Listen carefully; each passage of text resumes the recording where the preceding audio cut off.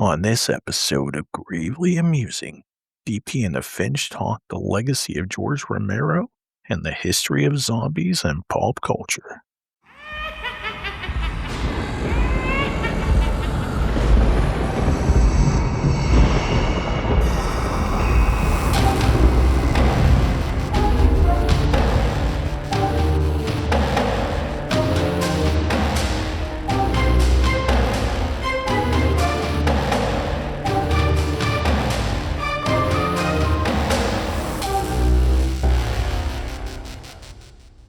Hello, everybody, and welcome to a special episode. BP and the Finch talk zombies. Rage!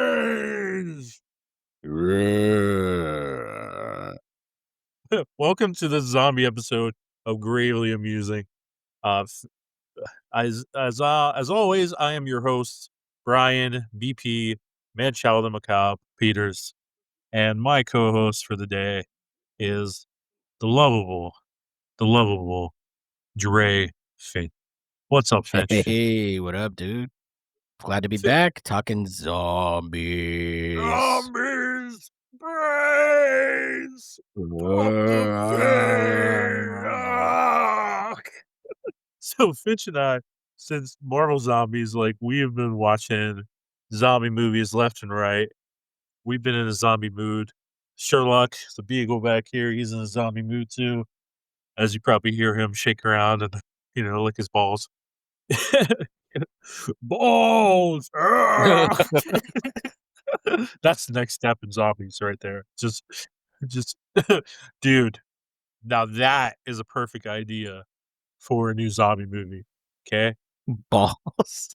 Just a bunch of female zombies just going for balls.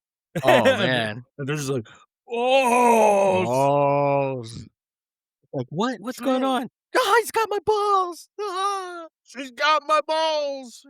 My balls, Dennis. They took my nails. And then when the scientist is like, they don't eat brains, they eat balls. And then you can have one chick be like, these nuts, got him. Got him. And then you have some dude, some dude that thinks he knows how to defeat him, and he's all like, grab him by the pussy. And then they just eat his brain and his orange hair. And then the only one that survives is the virgin that has like a metal chastity belt. or one of those locksmith. One of those things that I don't know, like there's those things that they hold your and there's a key to it. Yeah, I don't know. Tell me more. I don't know. I've seen it on the internet. See, I saw it's like weird. It's weird, nasty stuff. Robin Hood Men tights. Well, that was the chastity. That was the chastity belt. I'm talking about. There's one made for guys specifically. Like it's a weird thing. So there's a literal chainmail cock blocker. Something like that, like dominatrixes and stuff use them, I guess. I don't know what you're doing in the West Coast, Finch, but No. you be doing it's some the wild internet, stuff. bro. I'm almost 40 years old. I've seen a lot of different stuff on the internet. Come on, man. You've seen stuff too. I've seen some things. Yeah. I've seen some things, and I also sold cell phones for like 15 years, and I've seen some things on customers' phones. You have to clear out that I should not have seen. Oh my gosh. I've seen some things. Let me tell you. I just watched Terrifier for the first time yesterday with Steve. I'm going to be dropping that. I've seen some things, Finch, but I do want to see those movies, but I haven't watched them yet. Yeah, none of them. You'll have to join us for Terrifier 2, probably. But that's what BP and the Finch do, man. We just go on these rants, and so Gravely Amusing zombie episode. Finch and I have been watching mostly George Romero zombie movies because Finch and I grew up in Pittsburgh area, and there are some of these George Romero zombie movies that we never saw. So we went back and kind of watched some of those and gave our thoughts about it. And I just want to give a little bit of a history of zombies. Like, where did zombies come from, Finch? Do you even know? Do you know where zombies came from? I think we discussed it and I read it somewhere. Was it the white zombie or something? Like That was the first one? So, yep. So 1932, there was a movie with Bela Lugosi, Mr. Dracula, Ah, that Universal was the Monster movie. Universal Monster stuff.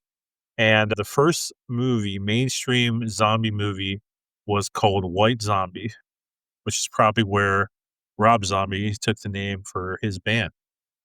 And that was the first zombie movie in Western civilization. But the term zombie can date back to actual ancient Mesopotamia. So a little history lesson, a little BP history lesson right now. So the first reported sayings or stories of zombies come from like ancient Mesopotamia, and they were myths that warned of the dead rising if the gods were angered. So if pagan gods or whatever were angered, they said that the dead would rise again. There actually was reports in Christian Bible about the dead rising again too. That's in there a little bit, but my theology knowledge cannot pinpoint the scripture. Probably mostly in Revelation.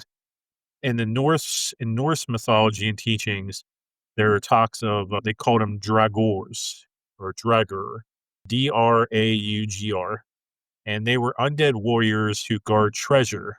They were stronger than humans, and they had superhuman hunger. But it doesn't really go into what the hunger was that I could find. But the most common tradition of the zombie, if you will, came from the word zombie, spelled Zombi, in ancient Haitian traditions in West Africa.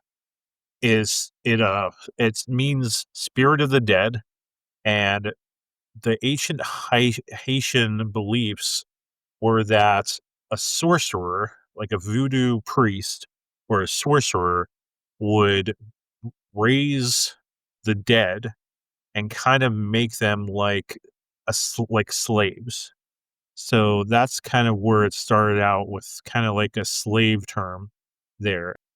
So it's kind of like and with Haitian Creole thinking, it was basically like a belief that if a black person or Haitian would pass away, that these sorcerers could raise them for the dead to still do the work. Like still do the work of working in the sugar canes and all that stuff. Damn. Yeah, Even in right, death, we're slaves, huh? right. Like it's so messed up. I know. I'm sorry, buddy. but but but it would mostly be through these magical practices and religions from voodoo is where it kind of went through. And it always involved magic and more than like fungi, radiation, gases, whatever, originally came from that. The English word zombie, spelled how we know, Zombie, was actually first recorded in 1819 in a history of Brazil by the poet Robert Southey. And the form of the word zombie, he spelled it Zombi, but when it translated into English, they threw an E on it. So that's how we got Zombie. So dictionaries trace the word's origins to African languages, relating words related to gods, ghosts, souls, and so on and so forth. So the original depiction of zombies were that they were just resurrected slaves that were controlled by a sorcerer, like a voodoo thing. One of the first books to expose Western culture to the concept of voodoo zombies was W.B. Seabrook's The Magic Island, which was created in 1929. And it's the account of a narrator who encounters voodoo cults in Haiti and the resurrected zombies. And when this Haitian folklore emerged in our culture with that book, this interpretation of zombie became somewhat fairly popular. And the first ever zombie film, of course, was 1932's White Zombie in Western civilization or Western culture. It was produced by Edward Halperin and directed by Victor Halperin. And the screenplay was adapted from the book The Magic Island by William Seabrook. And it's about a young woman's transformation into a zombie at the hands of an evil voodoo master who is played by Bela Lugosi. And as a zombie master, they call him a murder legendra or whatever. And yeah, that's what it is. And it was shot in the Universal lot, borrowing many props and scenery from other horror films of the area. The film opened in New York to negative reception. It didn't do very well. So we didn't really see anything zombie-ish for quite a long time because this evil voodoo master thing, it just kind of didn't really work until about 30 years later. Well, 36 years later, if we want to be really exact. And that is with a man named George A. Romero. Woo-hoo-hoo! And Finch, George A. Romero, why do we know that name so well? Well, like we said, he used the filming locations of Pittsburgh a lot. I saw something that said he got his start from Mr. Rogers, who is a He Pittsburgh did. He did. He Pittsburgh did. He fan did. favorite. He did. Um, Absolutely. he worked on his, like, film crew or his, TV Yep. production crew. He sure did. Yeah, that's that's the not I don't wanna say the extent, but that's, where, like I said, he used Pittsburgh locations for a lot of his stuff, and we grew up in Pittsburgh, so, you know, we heard his name a lot. A So, lot. A lot. And there's, of course, Tom Savini, of yeah, course. yeah, Um, you know, Greg Nicotero. Zombies pretty much started in Pittsburgh, yeah, um, for the most part, and that's where we're from. It's the birthplace of zombies. It is zombie central. So as two Pittsburgh guys, we gotta talk about these movies. So a little bit more history of how Night of the Living Dead came about, and then we're gonna go into our thoughts on some of these zombie movies, and we're gonna do our brackets for what we think is the greatest zombie thing created that we've seen. Because there are some podcasts out there that will give their thoughts on movies and stuff, and they've never even seen it. yeah, Finch and I, and you know who you are, but but there are some podcasts out there that talked a lot of crap on like Man of Steel for years and the Snyderverse, but they never even saw the films right, until recently. So Finch and I are never going to give our thoughts on something we haven't seen, and we're yeah, never going to give our thoughts on something we didn't read. yeah. Um, That's we're why a adult. lot of times if it's comics that I haven't read, I'm like, "Brian, take it away. You read it." I'll give a comment on what I speculate on what you've explained, but if I haven't read it, I'm not gonna say, "Hey, yeah, that sucked," and I haven't read it, Fin or Finch and I seen have it. been friends for So 20 some years, and we work so well together because he has a better memory of stuff. yeah, Well, when you watch stuff, you kinda have yeah, better memory there. But if I haven't seen it, Finch has usually seen it. And if we both haven't seen it, it's because of them dang kids. Them dang kids. Or the wife dragged me into something. So how Night of the Living Dead came together, okay? So George Romero, this was in the 1960s and stuff they put together. But George Romero embarked on his career in the film industry while attending Carnegie Mellon University in Pittsburgh. Shout out to Carnegie Mellon. Whoop, whoop. Uh, shout out. he directed and produced television commercials for industrial films for the Leighton Image, which was a company that he co-founded with his friend Russell Strainer. And the Leighton Image started small, but after producing a high-budget Calgon commercial spoofing Fantastic Voyage, Romero felt that the company had the experience and equipment to produce a feature film. And they wanted to capitalize on kind of horror because horror could be made cheap. You didn't need a whole crap load of money to be able to pull it off. So they're thirsty for the bizarre. They put together a team of him, Strainer, John A. Russo, and they contacted Carl Harmon and Marilyn Eastman, president and vice president, Pittsburgh-based industrial film firm called Harmon Associates, and they pitched their idea for entitled horror film. And the budget for this horror film was roughly about $1 million, adjusting for inflation. Okay. Russo and Romero originally had an idea that they were going to do a horror comedy about adolescent aliens. And realizing that they didn't have the budget to create a spaceship that would kind of work, they proposed a more constrained narrative where a young kid runs away from home and discovers aliens. They're harvesting human corpse for food in a cemetery. So, somewhat like a little bit of Plan 9 from Outer Space, which is another zombie movie. Have you seen Plan 9 from Outer Space? Planet 9 from outer Plan space? Plan 9 from Outer Space, one of the worst movies ever made. Don't think I have. Yeah, that one don't sound Okay, familiar. well, that did not go on our zombie list, Okay, good. because for some reason it just popped in back in my head because I've seen so many movies. But so they came up with, okay, let's take this idea of these flesh-eating ghouls in the cemetery, and they kind of just wrote the script as they went. So they got the concept that they wanted some flesh-eating monster in there, and they just kinda, like, rolled with it and pulled, a Marvel MCU, let's just throw it together without a script thing. James Gunn would have been so disappointed, and they started putting it together.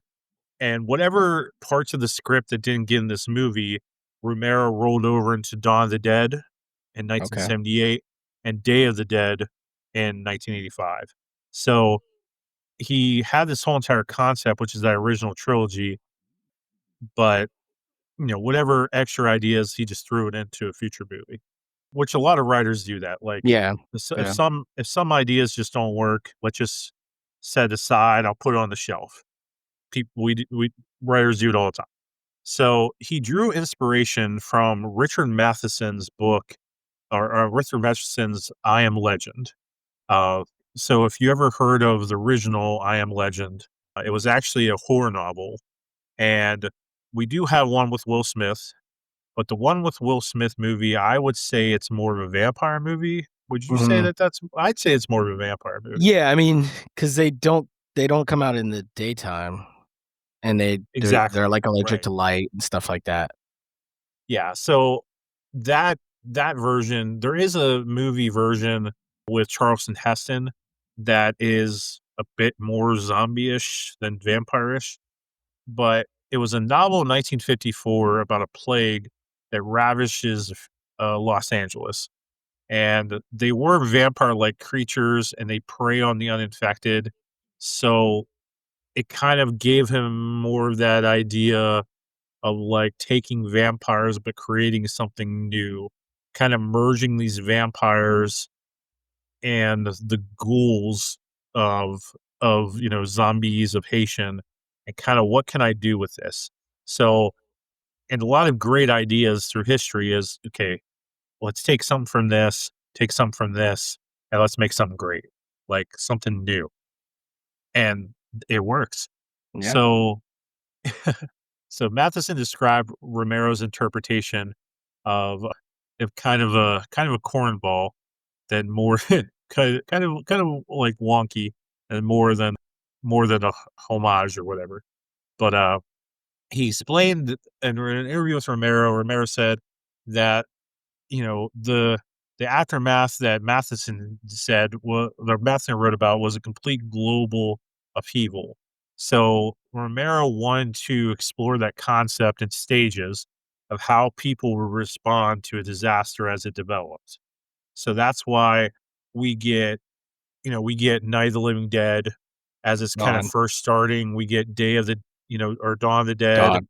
Day of the Dead, Land of the Dead. It's a natural progression in Romero's stories of how things would go as they go. And that's what I really appreciate about Romero as a director and a writer is that, like, I like things being canon, and I like a chronological way of telling the story.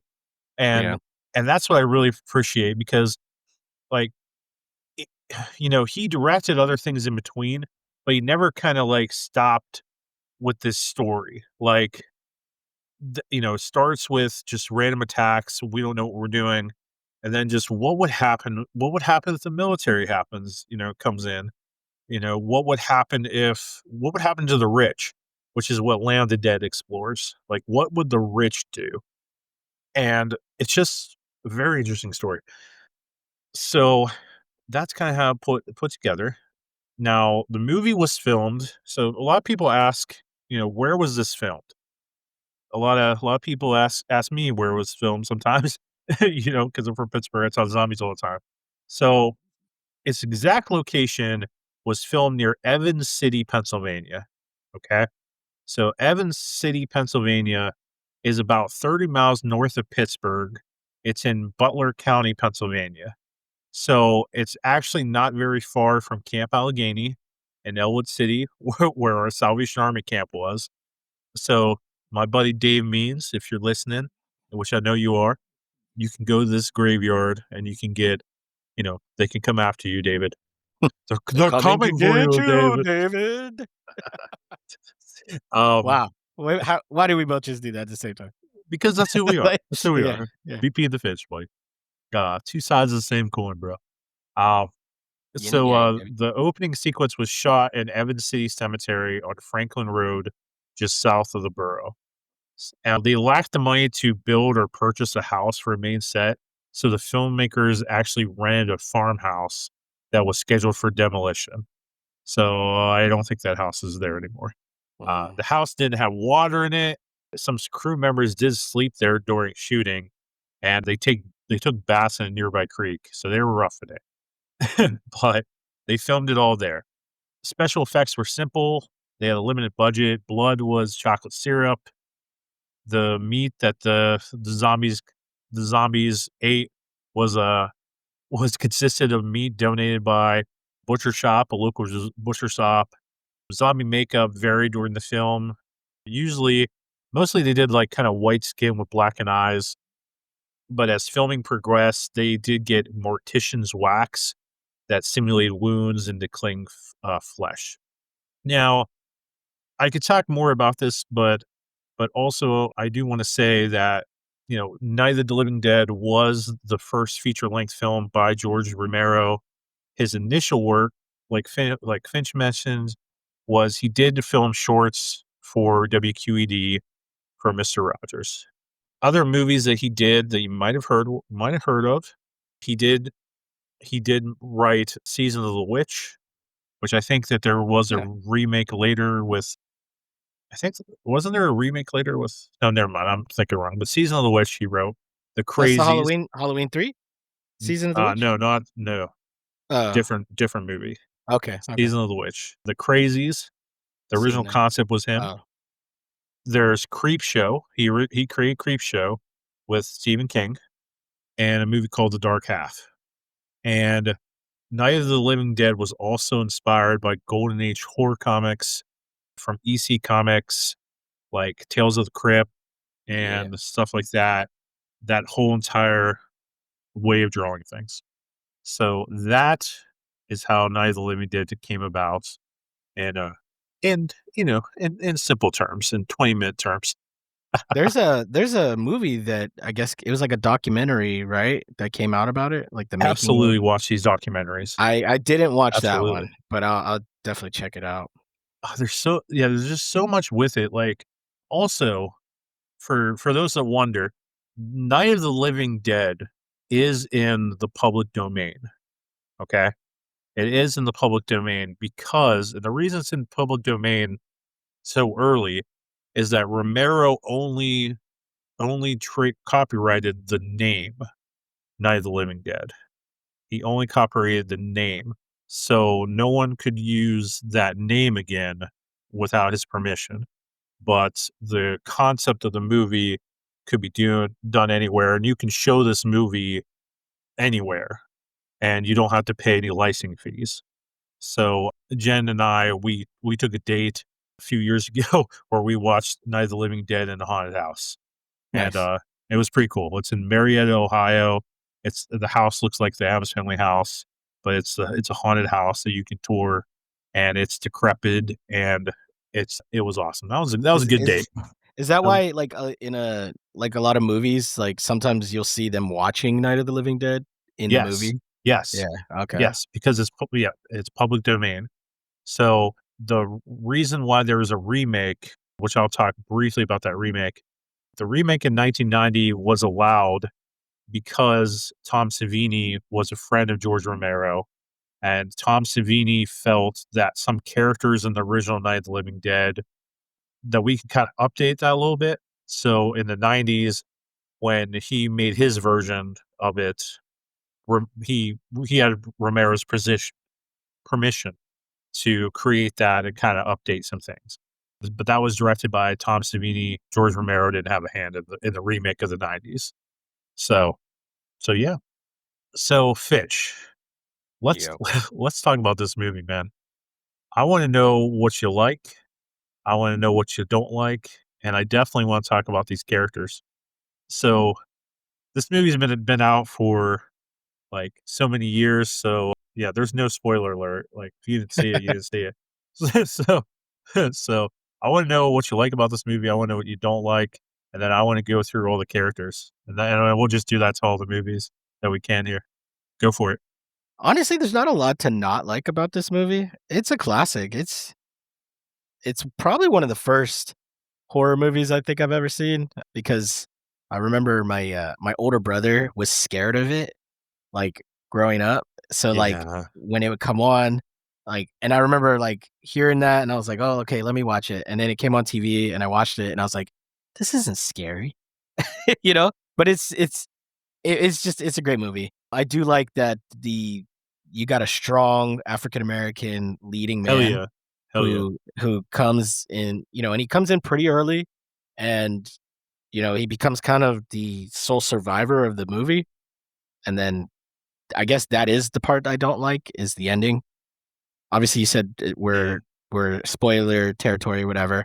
I not mean, the movie's really. been I out. mean, this movie's Well, been out so long. yeah, Yeah, so, too bad. obviously he dies, but it's just the way he dies is kind of fucked up.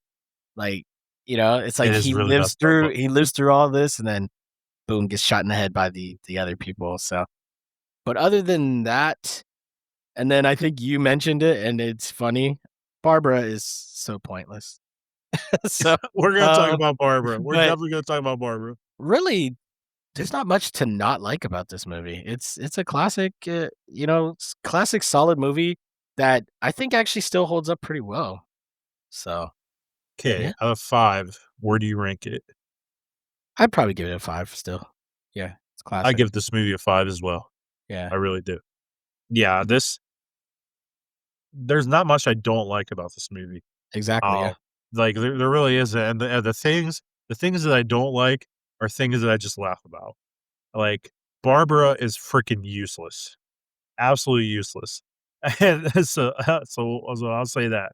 Yeah, Um, Absolutely useless. Ben is awesome. yeah. Ben is our strong black man. Yeah, Ben's awesome. And the other characters that we get through it, like, everybody essentially serves a purpose. And there's really no characters that don't serve a purpose. Uh, Yeah, I think also, like, for me sorry, I'm just kinda piggybacking off some of the stuff no, you said, man. like, No, man. it kinda You're on does this podcast too. Talk.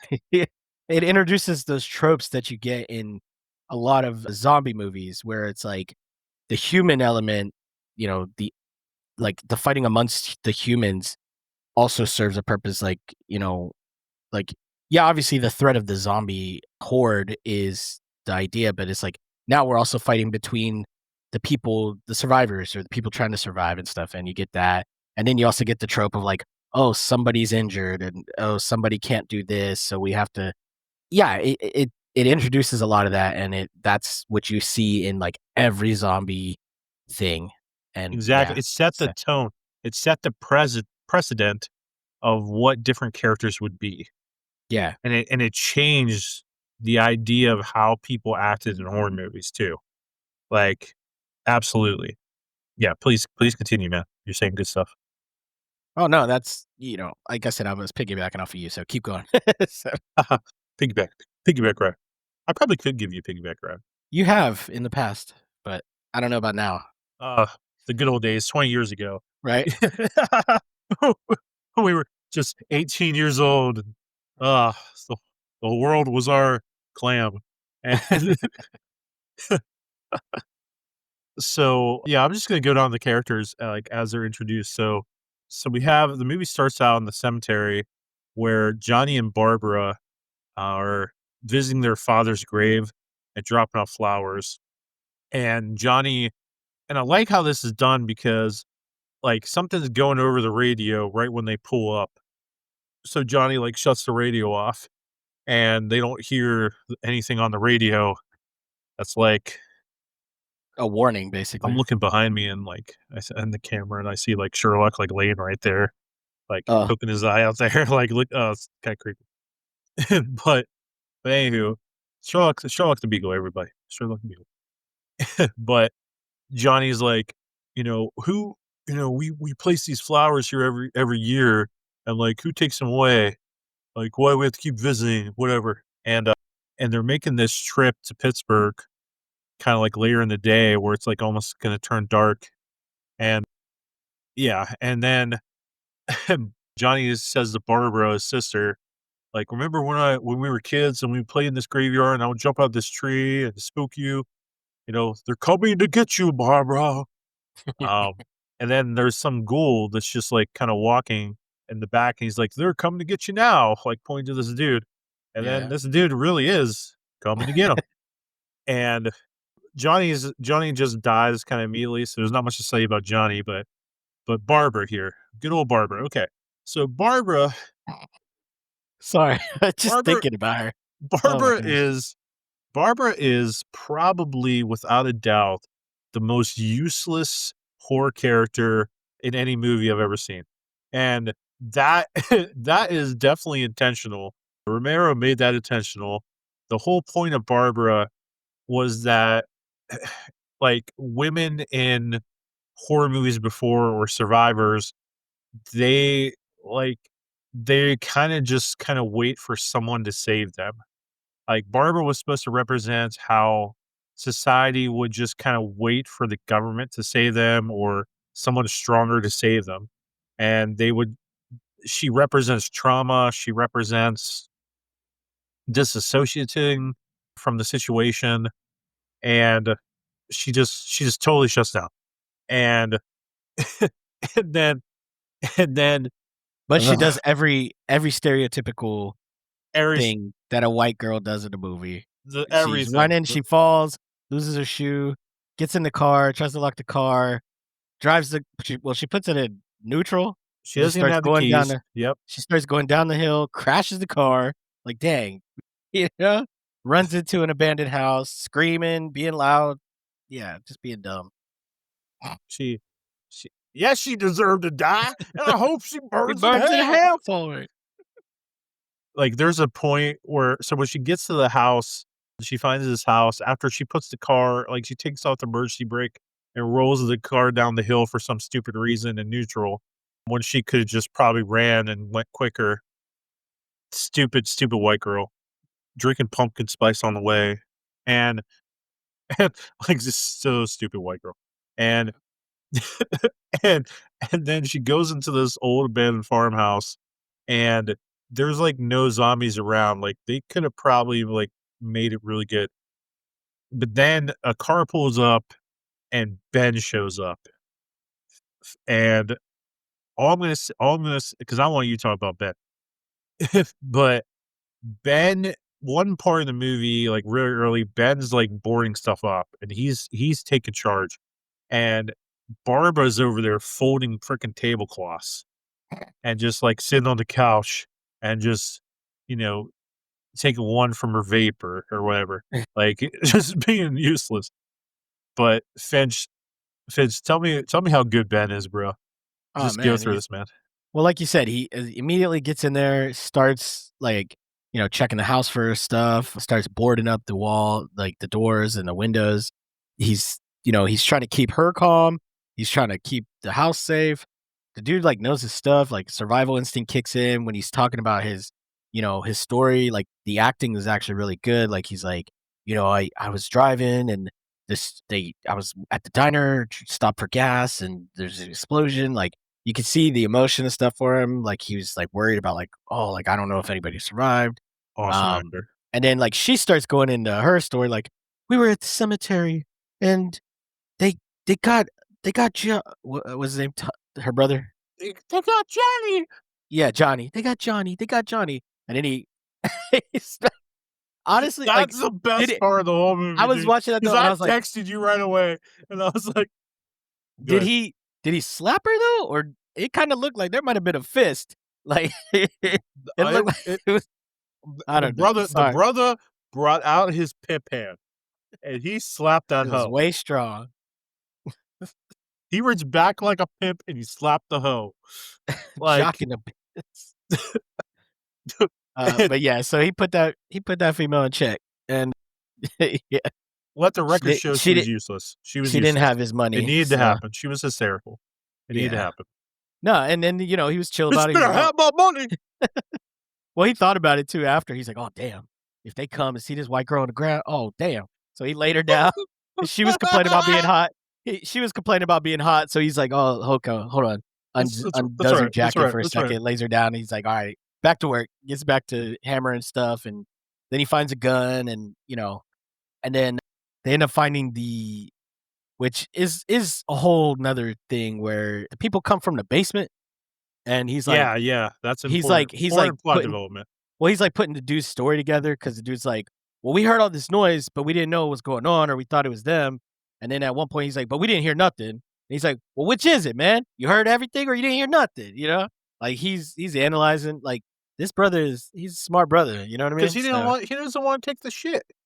yeah, Like, the point yeah, of the matter is, you didn't come up and you didn't try to help anybody, and you're yeah, trying to make it seem like, that you didn't hear nothing, but you really did. You're contradicting yourself all the time. You're a piece of exactly. shit. That's what he's trying to say. Yeah, yeah. So the guy that comes up from the basement was Mr. Cooper. Yeah, Harry Cooper.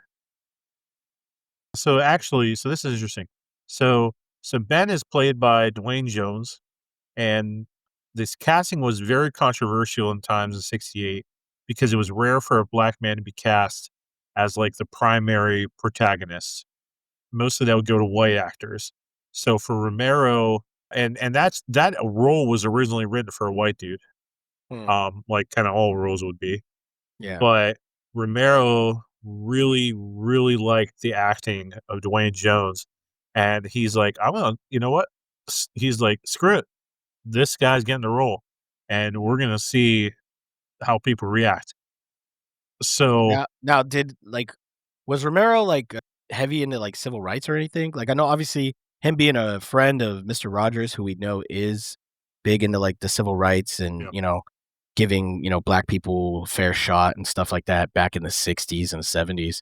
Because this isn't the first one or it is the first one that Romero gave like a black man a leading role, but then he continues that in his other films. I Like haven't done enough research into that, but I'm gonna say yes yeah, because it seems because of this movie and y- because Dawn of of the Dawn of Dead. the Dead for sure, and then Land of the Dead, what he does with John Leguizamo.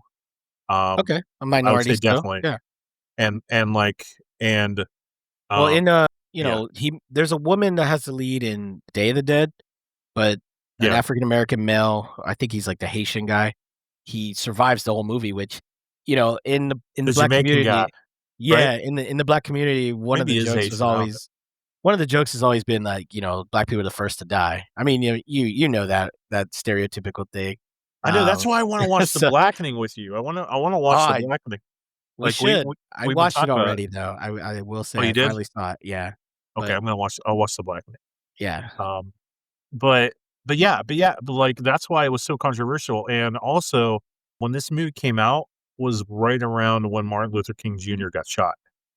So, at the end of the movie, when Ben gets mistaken for a zombie and gets killed, that was hugely controversial.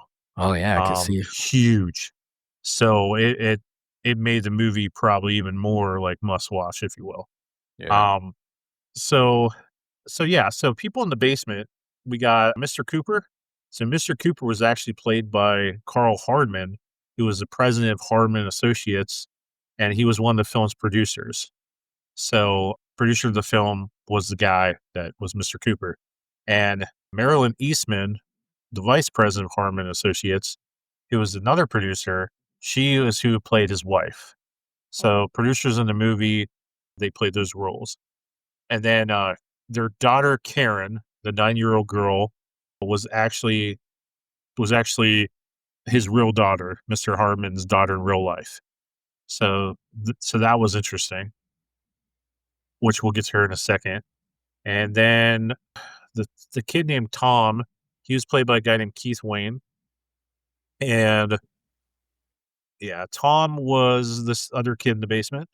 So the people coming out of the basement are Mr. Cooper or Harry Cooper, his wife Helen, and they have a daughter that's in the basement or in the cellar who is 9 years old and she is sick. Okay. Which will become important. And then we have another kid named Tom who I guess they found.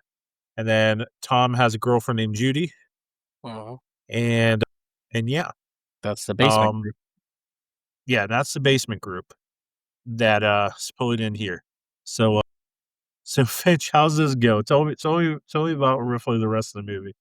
Well, basically, like the Mr. Cooper comes up and he's just making excuses and stuff for why he wants to stay in the basement, which he kind of has a little bit of a valid point, but where he's like, well, it's a safe, if we barricade ourselves down there, but there's no way out.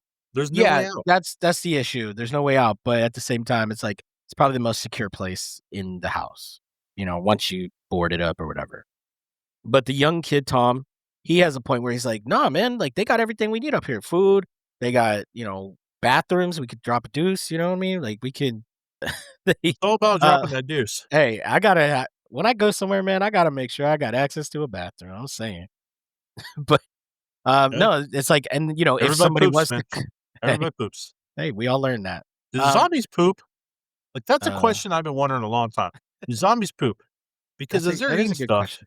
They're eating brains and raw meats and stuff. Like I don't know, their bowel movements probably ain't good. So, but then again, they're dead. And don't you poop? They are. You exude everything once you die immediately. So maybe there's no need. These are the tough questions that we ask here at Gravely Amusing. Absolutely. Like, are they okay? Okay, so we learn in the third movie, jumping ahead, that it's just a motor function in the brain that keeps on telling them that they got to eat. It's just it's like in the center of the brain. You can pull the guts out, you can pull the arms off. They still want to eat. They still have that hunch. So, like, but do they poop? Like, I want to see a zombie movie. I want to see a zombie movie where a whole bunch of zombies just devour somebody, and then like there's some action going on, and then some zombies in the background just popping a squat. Like, well, I could definitely see that in like one of the like horror comedy ones for like something like Shaun of the Dead or Zombieland or something. Like one of the funny ones. We could definitely see that. Yeah. Continue. Yeah, sorry, back to my apologies. So, no, it's a good question, man. These are the good questions. So Tom is like telling him like, "Hey, man, they got everything we need up here. If somebody comes, it'll be easy for us. They'll know we're here, things like that." So but Cooper wants to assert his dominance basically, but our brother, the leader in charge. Sorry, dude, I'm horrible with names. What is his name again? Ben, right? Yeah, Ben. Yeah, okay, sorry. Like I said, I'm horrible with names. Ben. So Ben he's like, if you want to stay in the basement, feel free to stay in the basement. If you're gonna stay up here, you're gonna help us barricade everything, keep this place safe. And they finally agree to stay up there because they got the radio and the TV and everything up there that they need to know, like what's going on with the situation and everything. But their sick daughter's down in the basement, so they like. The mom of the daughter and the girlfriend of Judy, they switch places so they can go up there and help out and stuff. And then they're like, you know what? We got to get out of here, basically. Because on the radio, it announces like, go to, is it like Williamsburg or something like that? Yeah, so the TV is playing like all the emergency centers that you can go to. And they got Greensburg in there, our hometown, McKeesport, Butler, Pittsburgh, all that stuff. Yeah, they're telling them to go there and stuff. Yeah, and they don't have the key to the gas outside. That's another thing too. They need this key. And I guess the key was in the basement, because then I think so. It was like a key.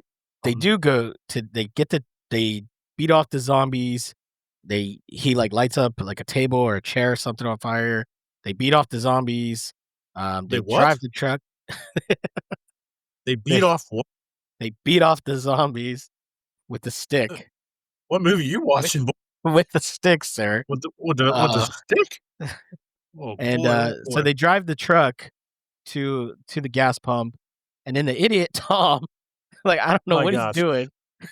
He Oh man, it he's it must be Barbara's illegitimate son or something, I don't know. right? Now they're He's about the like same age, so yeah, like, he's, yeah, like, filling the gas yeah. tank, and I don't know what he does exactly, but he, like, Dude, gas gets is going everywhere. He doesn't even put it in the tank, he just puts it yeah, all over the ground. he's, like, gets gas, like so and then because they got the fire that they were using to, like, hoard off the zombies kind of or, like, wave them off, the truck catches on fire and blows up.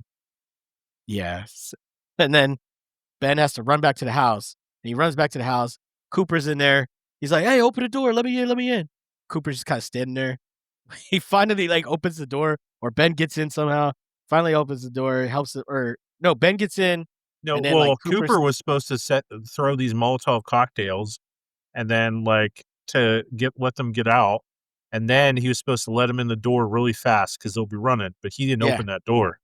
yeah. He just So kind of stood back there, like shaking his head, like, So then Ben comes in finally, gets the zombies to stay back, closes the door, barricades it, and then immediately, bam, punches Mr. Cooper in the face, starts beating the crap out of him. Like, hey, you're gonna help me when I say help me. So, oh man, this guy, he's a savage, man. And then, listen, did you see what I did to that white bitch? Did you see what I did to that white bitch? well, he did see because they were all still in Oh, the that's true, basement. that's true, that's Yeah, true. but Yeah, yeah, everybody else was hanging with Mr. Cooper, and he was up there slapping that Mr. hoe. Cooper. And, like yeah, But yeah, go ahead, Brian, finish it yeah, off Ben because knows we're how to choke a bitch. You know, Ben Ben Ben is one of our personal heroes. Like, Ben is no nonsense. "You don't open that door for me, you son of a bitch." Like like, is Ben yeah. gonna have to choke a bitch? I was thinking that the whole time, man. Oh my uh, gosh. so Uh, So yeah, then they have to basically come up with a new plan. But then Helen is the wife of Mr. Cooper, I think. Mr. Cooper. She goes down in the basement, or no, Ben goes down in the basement first, check on his daughter because he got a black eye. He's like, man, fuck that nigga up there, you know. so, uh, No, Harry Cooper goes out and check on his daughter. oh, sorry, Yeah, yeah, yeah, Mr. Ben's a black Cooper. guy. Yeah, Yeah, no, I said, but yeah. yeah. So Mr. Cooper goes down the basement. He's like, "F that man," comes down, checks on his daughter. She's already turned because she was bitten or sick or whatever. The disease Yeah, is plot spreading. twist. So she just bites his face off or something. She just eats him, and then his wife comes down, and his sees his daughter, sees him dead, sees her daughter, and then she comes up to her, and we get like a little psycho scene where Uh, so with like a little That's how gardening good our shovel. production here is in Gravely Amusing. The sound effects, top notch. And then so then finally Barbara, all this time, Barbara's just sitting there, ain't doing shit. And finally, the zombies kind of break through. And you see one of the zombies is Johnny. And she's like, "Oh, Johnny." And then Johnny's punk ass Johnny! pulls her out, like bites her, pulls her out. And then Ben just like, everybody's dead. So Ben just goes to the basement, hides out, barricades himself in there. Day breaks. They come, the the local sheriffs and like a basically like a militia of men and stuff are coming around. They're just blasting the zombies that they see, you know, ending ending the night, or it's daybreak. And finally they get to the house. They're like, I think I heard something over there. Ben hears them, so he's like, oh, I'm gonna go out there. I think he's like pointing his gun, see who was out there or whatever, or he's just kind of looking. Yeah, Ben has his gun on him, like, clearly wasn't a zombie. Like, Yeah, he had his gun, like, poking through the openings of the the window. wood of the barricade. Yeah. Yeah. And then, one of the guys is like, "Hey, over there, shoot him." And they just right through the head. So, and that's the end. That's the end. And That's then it. the credits, man, like the credits are rolling and it's pictures of them taking his dead body out. and throwing it with all the zombies, and it's just that get I don't know, like it's like damn, that's deep, you know, like because Yeah, the because he was a music's hero. Like he was yeah, trying to save people. Like then and the black man get no respect. That's right. And it's just so sad. I yeah. Like I said, there's not much I don't like about this movie. yeah, I You know, except Barbara. Barbara freaking useless. Like I like Mr. Cooper's role, him questioning Ben and like, let's barricade ourselves in the cellar with no exit. And Zombieland eventually like plays on that. Like I think that was like rule number one: make sure you have an exit. yeah, I can't remember And if that's number one, but yeah, it's one of the rules for sure. or I maybe can't number remember the one was order. cardio. Was number one cardio? I can't remember the order. I don't know, but yeah, Zombieland's so good. So so yeah, that's Night of the Living Dead. We give it 5 out of 5, man. Night of the Living Dead, 5 out of 5. And the next movie on the list is Dawn of the Dead, which we'll talk about a little bit. And next up in the Romero journey, if you will, or saga, the Romero saga, if you will, is Dawn of the Dead. Now, this was dropped in 1978, so we're about 10 years from Night of the Living Dead. In the middle of it, I think he released The Crazies, and he released Season of the Witch, and I think Creep Show as well. So he was busy. He was doing some other stuff, but he drops this sequel that is filmed right in Monroeville Mall, which Yeah. now Finch, I have some very precious memories of Monroeville Mall, particularly, sir, the Warner Brothers Studio store. Mm, That holds a special place in my heart because not only could I get Superman and Daffy Duck stuff and Batman stuff, but I could chill and play. They had a 64 set up in there, and I would be playing like Majora's Mask in there and stuff.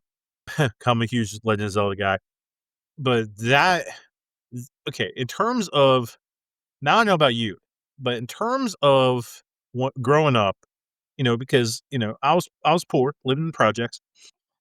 So so in terms of malls, okay, the hierarchy of Pittsburgh malls from 1986 to 2006. Okay, that's our lives for 20 years of our lives. You were mhm. born in 87, but whatever. So, Yeah, but that 20 years, okay, the hierarchy in my mind, okay, was Greengate Mall. yeah. At times, Greengate Mall would surpass Westmoreland Mall in Oh, Greensboro. definitely, yeah. Like, They okay, they okay, had a they had a Big Boys in there. okay, Yeah, okay. I'm gonna go. All right, I'm gonna say Westmoreland Mall was the least yeah. until Westmoreland Mall somehow took Until over Greengate Greengate. well, yeah, Mhm. Greengate went out of business or whatever, yeah. Greengate had the higher fountains.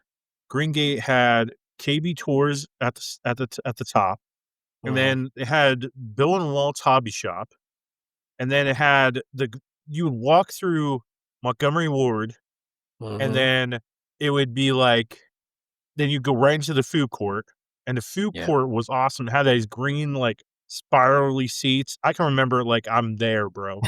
And and then you had that Chick-fil-A on the right, and then the Chick-fil-A had a long hallway, and next to Chick-fil-A would be Tilt, and Wait, Tilt was like the arcade this is in Greengate? in Greengate. Oh, okay. I don't remember Um, Chick-fil-A being in there, but no, maybe I'm confusing the long hallway with Westmore Malls. No, Greengate no, Greengate definitely had Chick-fil-A on the right in there. mm. I'm pretty sure, I just but I remember I was know going to McDonald's and then Big Boys, so yeah, Big Boy was definitely in there. And then, like, they had KB Toy Store at the top, and then I know there was a Bill and Walt's Hobby Shop. There was a comic store that was right next to KB Toys, and that's where I got my first ever comic book ever. nice. Like, and it was Mark Waid's The Flash 123, and with Nice. Wally West. I'll never forget it. I like remember it like it was today. Greengate Mall, and Greengate Mall would have live music at the bottom too as well. And then there was be like and then on the bottom floor, it was like a brown brick, I remember, and, like, and there would be, like, little huts around there that would also sell comic books. Because I Mm. remember getting an Incredible Hulk comic book. My grandma got it for me, and it had Mr. Hyde in it, and, Hmm. like and some guy was singing Brown Eyed Girl. Man, those were good memories, man. Yeah. That was a good mall. I remember Okay, mainly that going to, like, Green Gate with my dad for, like, to buy stuff at, like, Lazy Boy or Montgomery Ward or Sears, and then I remember going there with my grandma and getting, like, Big Boys and McDonald's, and then I remember going to the movie theater behind Green Gate, and yeah, that was my yeah, that's where we first saw time Toy ever going to a Story. movie. Yeah, I was gonna say Yeah. either Toy Story or Jurassic Park, whichever one came out first. That's my first movie theater experience at that theater, and then I remember getting our pictures taken at there's, like, a photo place back there too, so Yeah. Just, so like like, these yeah. kids will never know, man. Like, Yeah. these memories, and, yeah, man. Yeah, okay, the theater behind Green Gate, I just remember seeing Toy Story there. I remember that, but I don't remember what the name of that theater was. But my Yeah, first theater ex it wasn't like a big name or nothing, it was I just think it was like probably Green Gate Cinemas or something like yeah, that, something maybe. like that. Yeah. Um, but we had so many movie theaters when we were kids. That's probably why we're even more movie theaters. We had that one, then we had Carmike near Mhm. Westmoreland Mall, Uh-huh. and then we had Eastgate, which is where they built the Chick-fil-A that's there Oh, yeah, now. okay, yeah. So Eastgate is my first theater experience. Mhm. So Eastgate oh, and they had I think there was one in Westmoreland Mall, but then they moved that Carmike Yeah, outside. and now it's an Yeah, AMC, right? yeah, Yeah. because I remember that movie theater in Westmoreland Mall where Kaufman's is now, or Macy's furniture place. There was a Yeah. movie theater there, and then I remember seeing the Santa Claus there, and yeah, my first movie experience was Problem Child 2. Nice. That's a great I movie. think that's my first movie I ever saw in theaters. I think that's it. Yes. So yeah, Westmoreland Mall, which Westmoreland Mall is still there, and they have a casino in it. Boo. Um, but then Hey, I've above been to that West casino, it's not bad. And they have I bet what you is it? have? The bull riding up there at the top floor? There's a bull riding? Yeah, it's a bar, and there's, like, a bull riding place up there, it's cool. Okay, like a mechanical bull that you can ride while you're Yeah. drunk? Yeah. Yeah, I bet you yeah. Did you have your wife ride that bull? No, I went for my cousin's, like, bachelor thing, and I rode the bull, so yeah. Oh, you rode the bull. Oh, okay. Yeah. Okay, alright. We'll have to find this bull. I'll ride a bull. It will be viral on TikTok in seconds, I'm telling you, with my man boobies bouncing all around.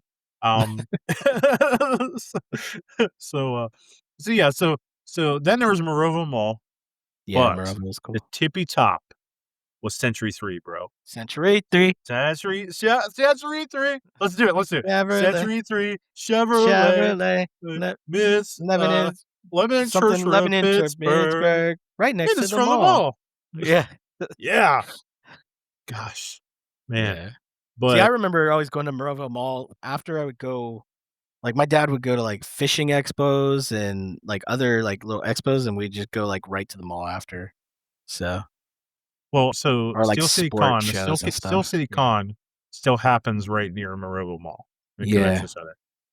But, yeah, so memories aside, um this movie was filmed in Monroeville Mall, and they're trying to tear down Monroeville Mall or, like, make it a Walmart or sell it to Walmart or some crap, but there is a zombie museum in Monroeville Mall now commemorating George Romero and Night of the Living Dead, Dawn of the Dead, and his whole legacy, and the legacy of zombies is all in there. It's on the top floor, and Mm. they I have gotta the check Night of that the out. Living Dead convention there. It's awesome. So yeah. So this movie, Dawn of the Dead, inspired 24 remake of Zack Snyder, and it inspired Shaun of the Dead. It inspired Dead Rising, the video game. I'd say Dead Rising, the video game, took a little bit more from 2004's Dawn of the Dead than this one, and then it inspired Left 4 Dead, of course. And um, yeah, That's the game that I was talking about, Left 4 Dead, Left 4 Dead, one of the best. the movie and the game, yeah. Yeah, Left 4 Dead. Man, I didn't put Left 4 Dead on that list. Well, we didn't do a video game list, but yeah. But anywho, so Dawn of the Dead takes place in the mall the whole time. Well, most of the whole time. So briefly, let's go through the rest of these Romero movies and what you think. So Dawn of the Dead, what did you like? What did you hate? Out of 5 stars, what do you rank it? Okay, so initially, I think I'll go out of 5 stars, I'll give it like a 3.5, close to a 4, like between a 3.5 and a 4. Okay. Like, it's a good movie. I like it. Obviously, I the wonder if your nostalgia criticism is the same as me. well, the nostalgia thing I like about it being in Pittsburgh, obviously, in Monroeville Mall, I like watching it and be like, "I've been there. I know that store," Like, um, obviously, some of that's, half of that ain't even around no more. But hold on, I More than got half, no bro. More than I half. took yeah, I took some notes on this one. Some of the questions I brought up well, one of the things I liked was, we had a African American leading man again, and one of the things I noticed Yep. rewatching it, I'm like, "Oh, that's, Roger Rockmore from, Keenan and Kel. 90s kids will know that's Keenan's dad from Keenan and Kel, the show. He had hair in this movie, so that was funny. Yeah. But his name is not Roger in this movie. I forget what his name is in the movie.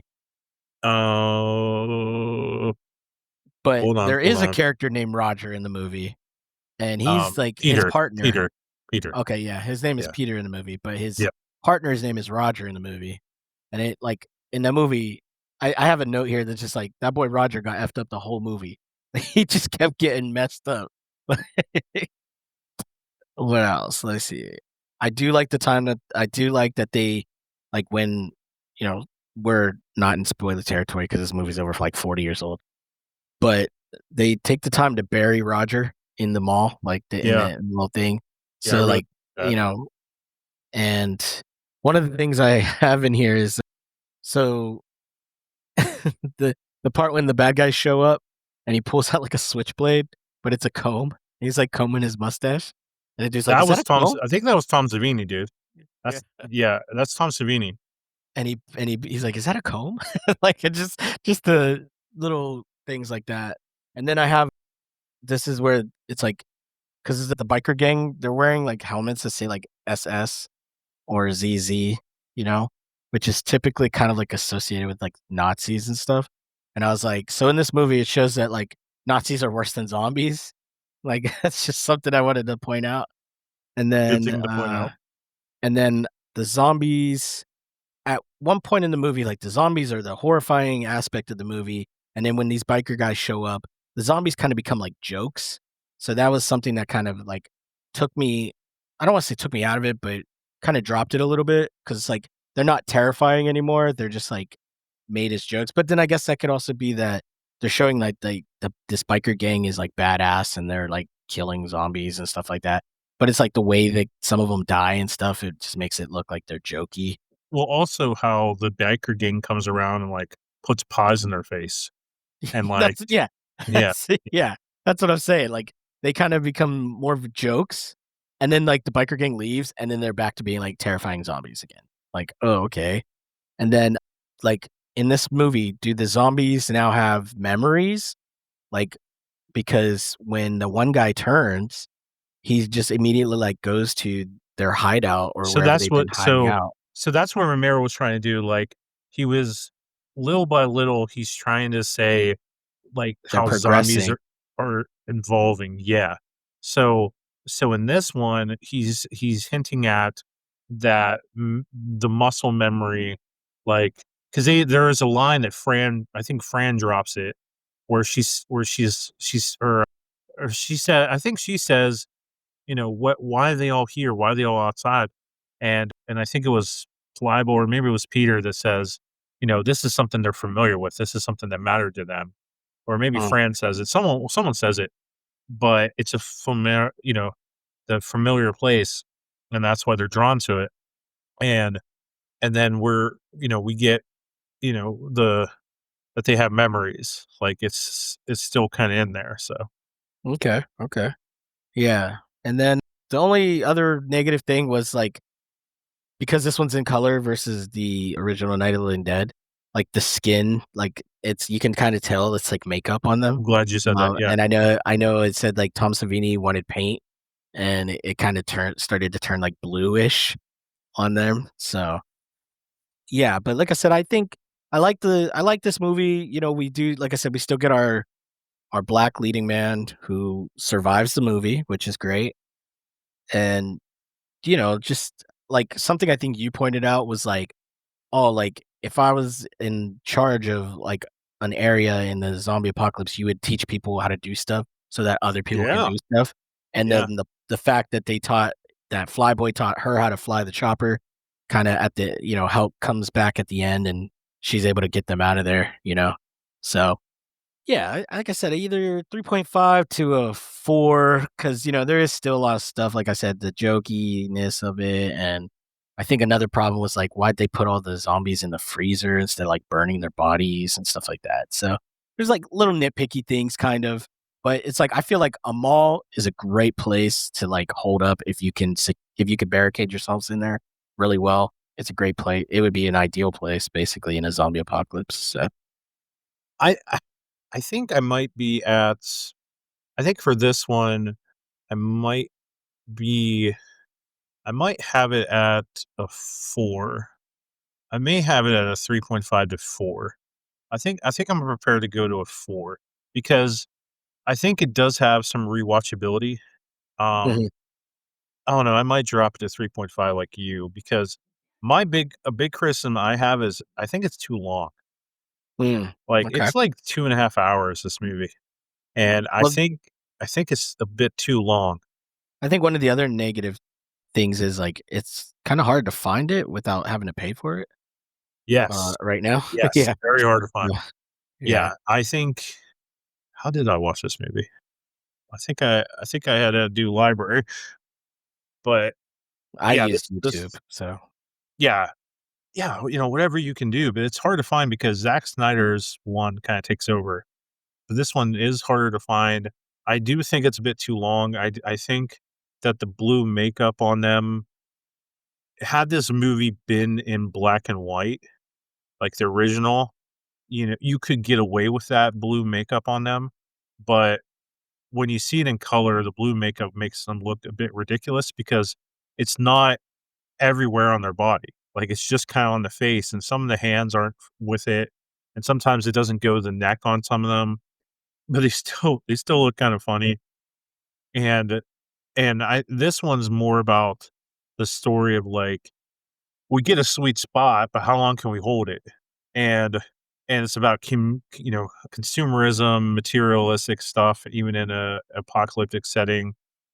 I like that Fran is I like that Fran is a bit more capable, even being a pregnant woman. Like, introducing a pregnant woman was really interesting. But also, I like how she speaks up where she says, "I'm with 3 other guys, and, like, I have no voice." Hmm. And they're making decisions for her what to do with her baby, and they're making decisions for her, like, what she can and can't do, and she's like, "I'm capable, and I'm gonna keep this baby." And Peters even says, "I I can do it. I know how to abort your baby." You know? And I was just like, "Wow." But, you know, women do need a voice in this thing, but in saying that, having a baby in a zombie apocalypse, that's a huge freaking liability. Yeah. And Yeah. I like how The Walking Dead kinda handles that and does deal with that later on because, yeah, pregnant woman's a huge liability, man. Like, Yeah. but, I mean, she didn't know there were gonna be a zombie apocalypse when, she decided to be a mom. Like, it's not her Yeah. fault, So, her choosing to keep that baby, like, that took some balls. So, way to go, Fran. I don't know how you're gonna have this baby and how it's gonna happen, but we don't even see it. We don't get Yeah. continuation of your story.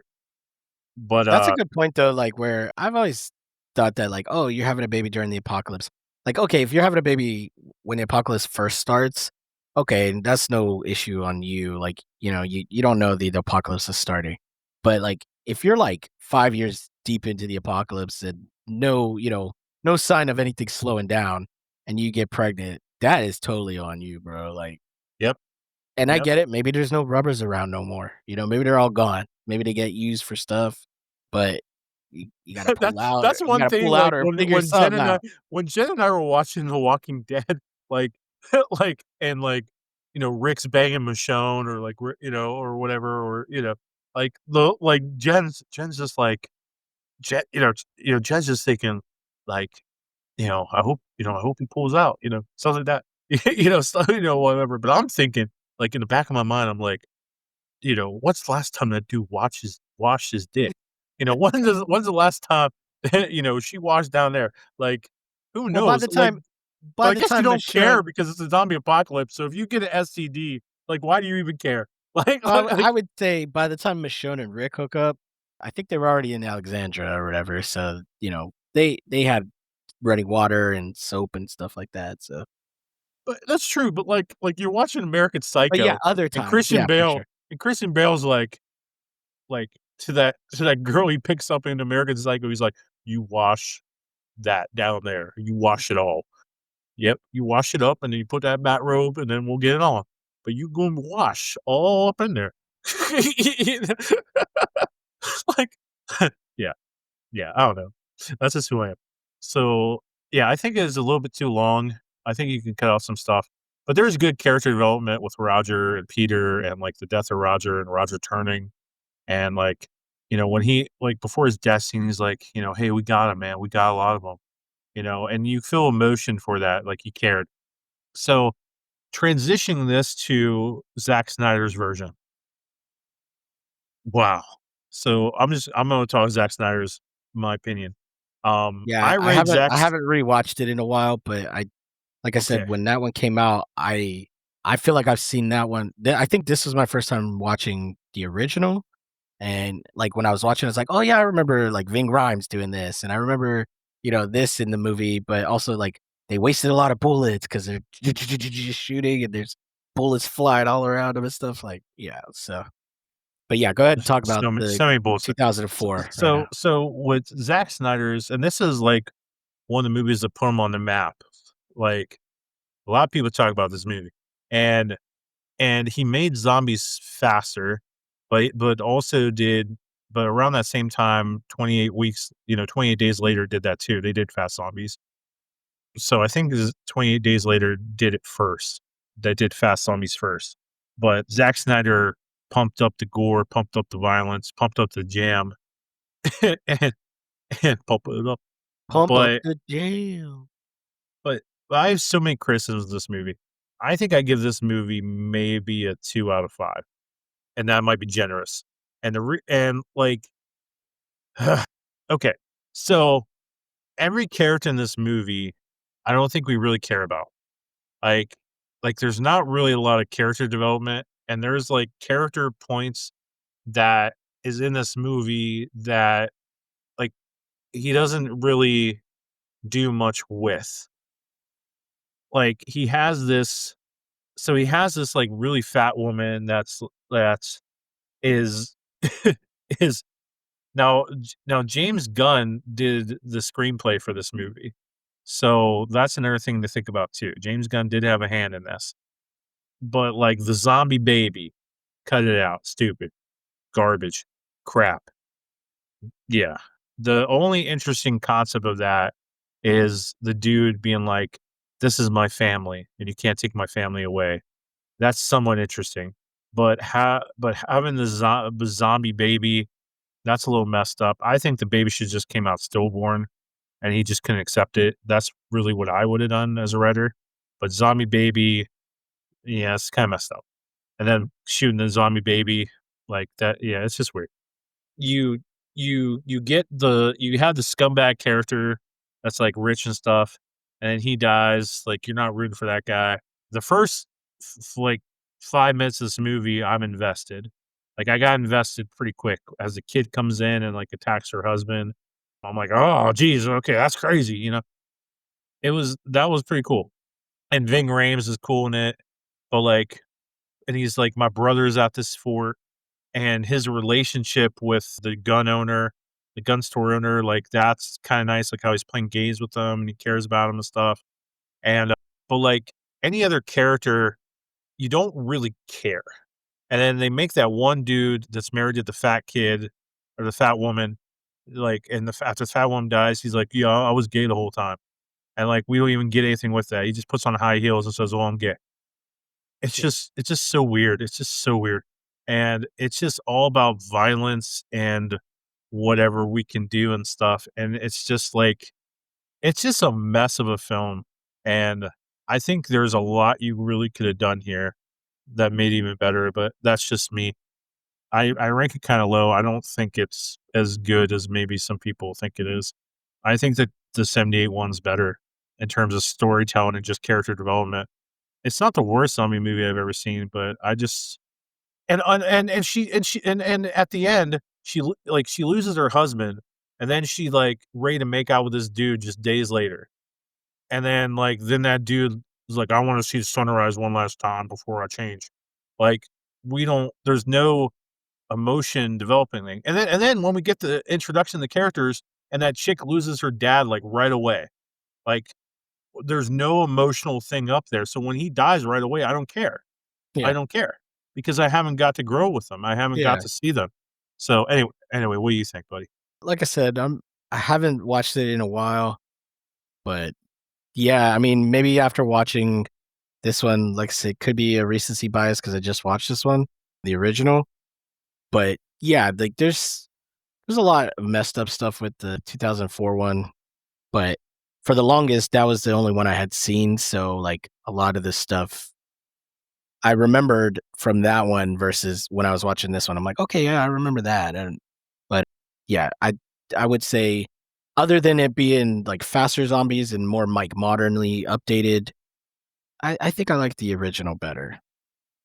Okay, well, how many stars you give this remake? The remake, I'll probably go 3. Okay, that's fair. That's fair.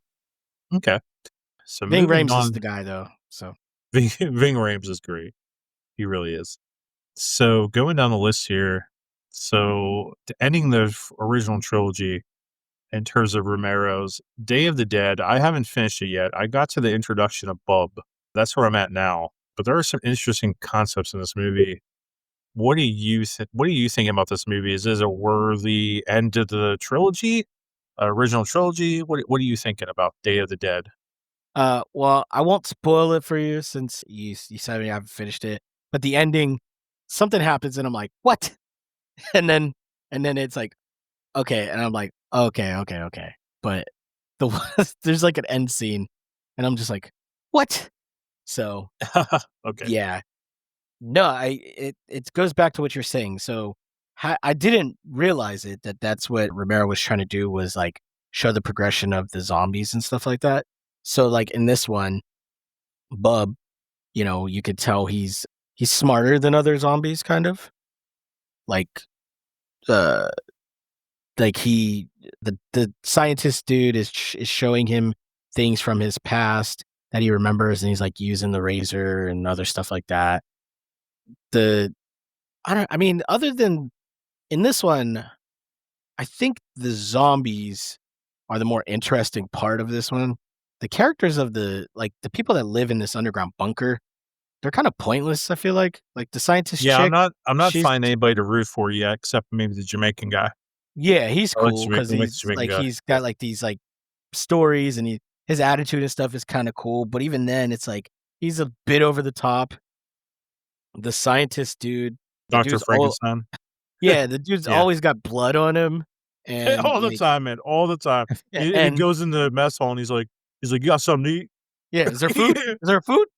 I mean, Yeah. that would be my first question anyway. But no, like okay, so I was watching it, and my wife came home from work.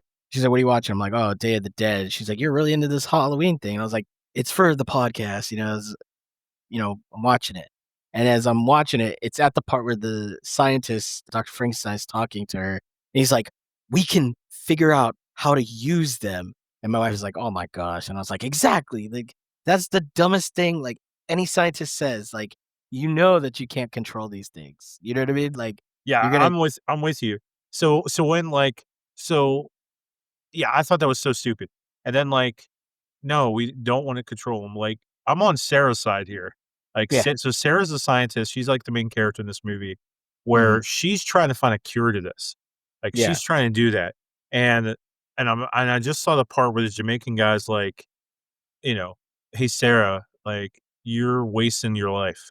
You're wasting time trying to get a cure to this. There's not gonna be a cure, we don't have much time left. We're all that there is, so let's just make babies." And he says there, he's like, "You and me, you know, Other uh, people, other he people, like big throws it in there, big but babies," yeah, and she is the only woman in yeah, that place, and not only that, but she a white girl, and yeah. this black man's like, "Hey, you be big babies," Like, he put his name first. He's like, "Yo, what's up, I girl?" saw yeah, I caught that part too. I was like, "Oh." And then, I was like, dying, I was dying. a lot of other scenes with him, like, when he goes to, like, save her from anything, he'd be grabbing her up, all the time, and, like yeah, like, he's very aggressive with her, kind of. But, yeah, Wait till so they get to the bedroom. I would rank this one like I said, I think the zombies are the most interesting part about this one because the human characters in this one you kinda don't really care for. The lead military guy is definitely a dick, like, the whole time. I'd probably give this one it took me, like, a couple days to watch it, but I got through it, and it was once I got through it, I was like, "Okay, cool." Yeah, I'd probably give this one, like, a between a 2.5 and a 3. Like I Okay, said, I didn't really care for sure. but, like, the progression of the zombies is what's cool, and the blood and stuff, I was watching it, I was like, "Ugh," it's an older movie, it's what, 1985? But, like, 1985, yeah. the effects and stuff, they're a little over the top, but at the same time, they're pretty good still, and I was just like, "Okay." Now, I do know that there's, like, a remake of this one, I think, that was in 2018, and it's called Day of the Dead Bloodline, and Oh, as okay. I was watching the trailer for that one, and after just watching the Day of the Dead original, I was like, it looks like a pretty, like, straight shot for shot almost, but, like, obviously, like, modernized and more updated and stuff, so, if for some reason they didn't wanna watch that one, maybe check out the Bloodline one. Yeah, yeah, good suggestion. So far, I'm kinda intrigued by it to see how it goes, because when Frankenstein's cutting these up and he's like, only the center part of the brain is the only thing that they got going, and it just tells them that they have to feed. Like, you can get rid of the guts, and then when the zombie, like, goes to the side and all the guts blow out, Sarah's like, "Oh," like, that's just it's interesting. Like, they're just driven by that they gotta eat, and, you know, and how they poop, we don't know yet. We gotta get into that. We gotta get Well, into it makes you think too, though, the one that was on the table that's literally just a brain, like, how you're not eating anything, you have no Yeah, face, no mouth, no nothing, so he's still alive, like, it's what's the function, it's just That's yeah, weird. it's interesting. I'm interested to see how it goes. So moving on here, we haven't watched all the Romero movies, but we at least got that like first trilogy down. I accidentally went to the Land of the Dead and missed Day of the Dead. So I watched Land of the Dead, and it takes place right down in downtown Pittsburgh in the Golden Triangle, if you will, like Point State Park, and they're By in the like fountain? yeah, by the fountain, like Yeah, the okay. US Steel building is a big part of it, and they're kinda living underground in the rivers, and it introduced the concept that the zombies are getting a whole lot smarter. They're led by this gas station attendant zombie who is an older black man, and, uh, and he seems to be kinda teaching the zombies to, uh, to use tools Mm, and kinda go after the people.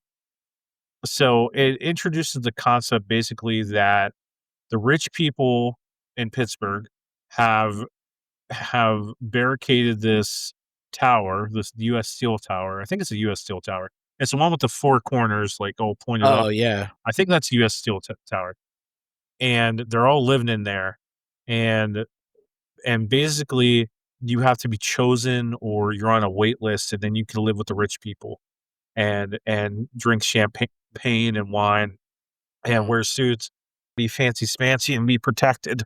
And then the little people, the blacks, the Latinas, the poor white people, they're living on the streets and they're running supply chains to take care of the rich people. Hmm. So it's very interesting. Like how would the rich be living, Like and like classism. yes, and that was an interesting concept.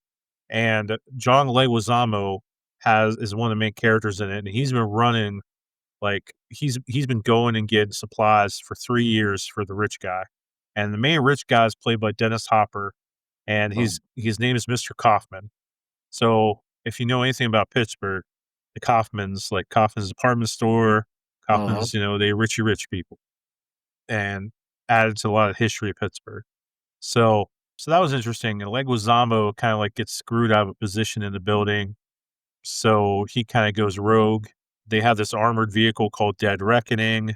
There's a character that's like a little bit um, mentally disabled.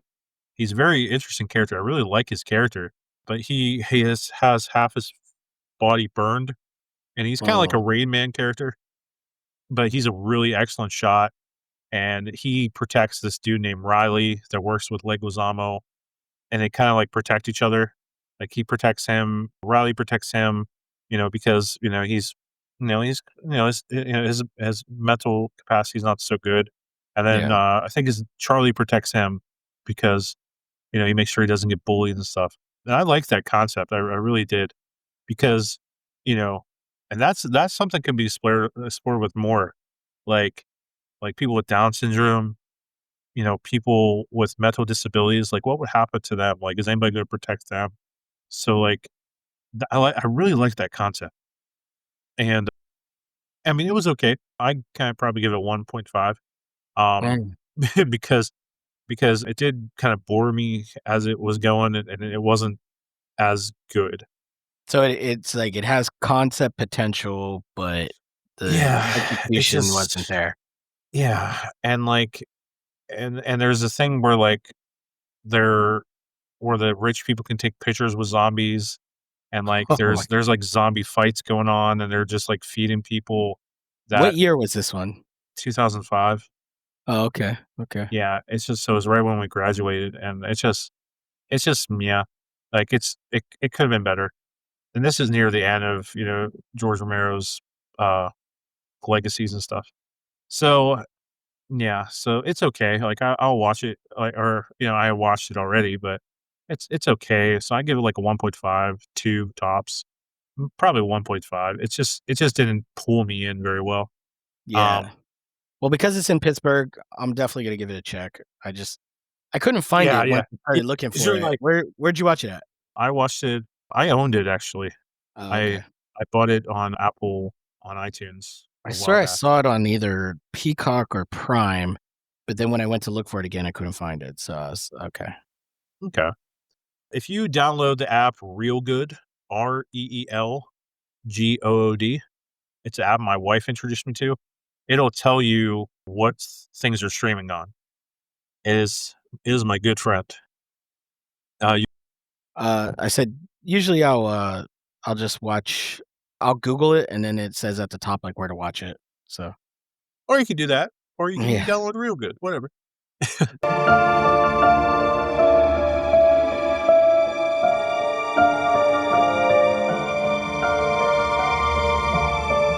BP and the Finch went a little bit overboard here on this episode of Gravely Amusing, so we're going to split this into two parts.